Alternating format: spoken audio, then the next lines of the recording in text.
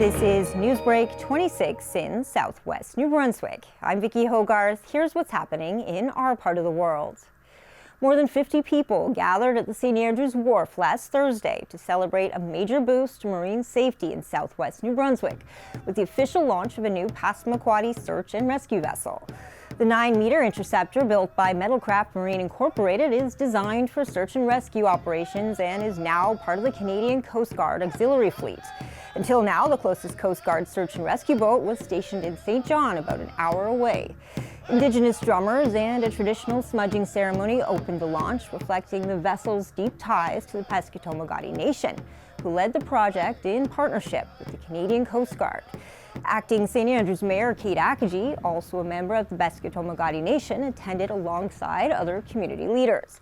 Passamaquoddy Program Director Harry Sapir said the launch was the result of years of determination. I've been working on this initiative for the last 4 years, trying to get funding in place, and once we collaborated with the Canadian Coast Guard and Coast Guard Auxiliary,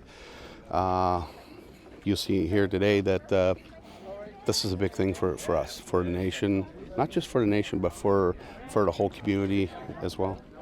The vessel will be crewed by a trained all-women search and rescue team led by Tim Wilcox. Sapir emphasized that rigorous training has been central to the project's success. They've taken extensive training. That's the big key for us, is to ensure everybody's safety, and including their own. So any individual that wants to participate in this initiative, we're at liberty to help provide proper training if they want to become members of the Coast Guard Auxiliary.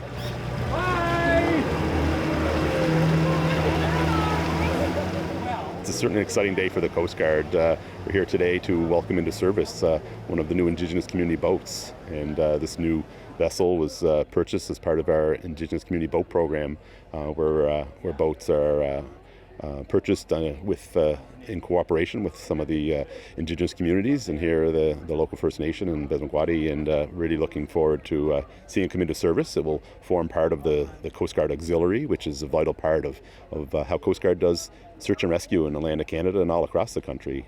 We have a lot of different assets, and working with communities and Coast Guard Auxiliary is vital to Coast Guard from being able to deliver our safety mandate on the water. The new vessel is expected to significantly cut response times for emergencies in Passamaquoddy Bay, offering vital support for mariners, fisher people, and recreational boaters. A residential fire broke out early Monday morning on Grand Manan.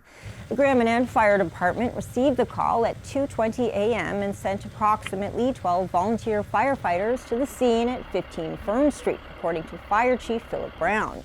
The RCMP say they are investigating the fire in conjunction with the New Brunswick Fire Marshal's office. No one was in the home at the time. RCMP told CHCO it cannot release further details while the investigation is ongoing. Finally, the September issue of the Courier arrives on newsstands across Charlotte County this week, featuring St. Stephen's own Grace Lloyd on the cover. Lloyd, who has built a remarkable career in Formula One, shares her journey from small-town roots to racetracks around the world. The print edition has now expanded to 24 pages and remains free to readers. That's all the news I have for you. For more stories and online exclusives, visit CHCO and the Courier online at CHCO.TV.